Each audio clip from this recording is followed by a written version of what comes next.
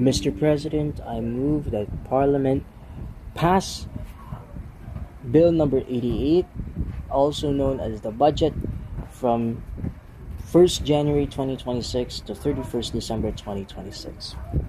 Mr. Speaker, we have an uncertain road today. President Trump's unjustified Liberation Day tariffs have been imposed on every country on earth, with a baseline of 10%, even on areas whose population are penguins.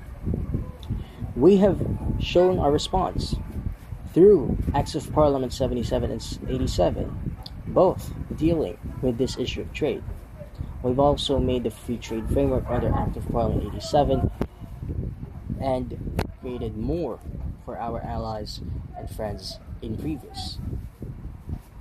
That is why it is important that our budget deals as well with this emerging trend. As well, Mr. Speaker, is the macronational perspective. Our macronational political and economic instability is shaky. However, it is improving. These instabilities, however, in the meanwhile, is creating chaos potentially for our low areas. We cannot afford that.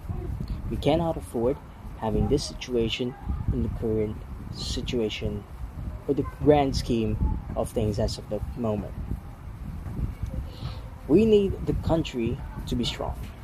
We need our land to be strong. And that's the message of our great parliament. Building our land strong. That's the title of this parliament. The speech given by the president when the parliament opened. Therefore, Mr. President, I move and I present to the House officially the proposed budget 2026.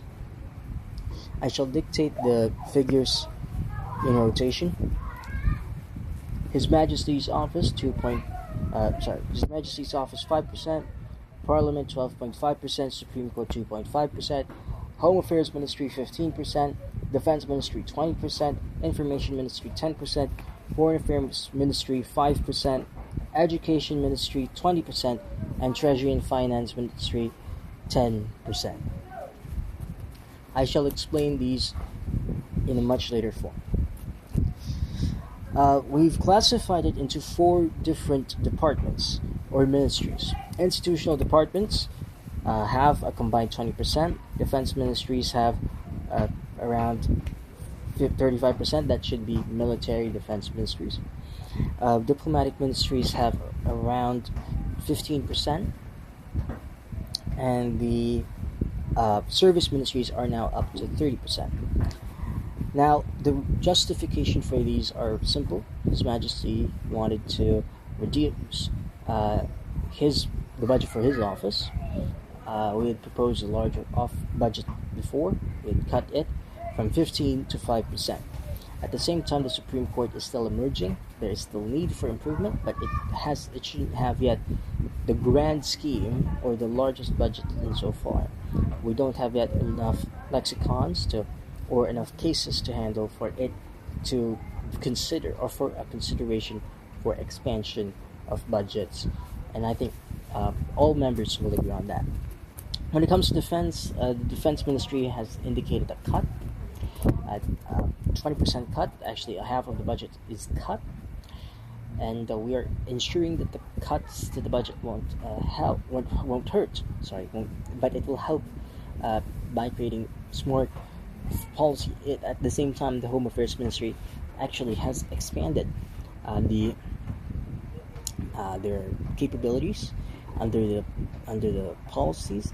At the same time, it's a defense mechanism for the country to be protected. Our diplomatic ministries have also been protected. I'm sure there are some minor cuts, but that won't affect the institutional power of our diplomatic ministries.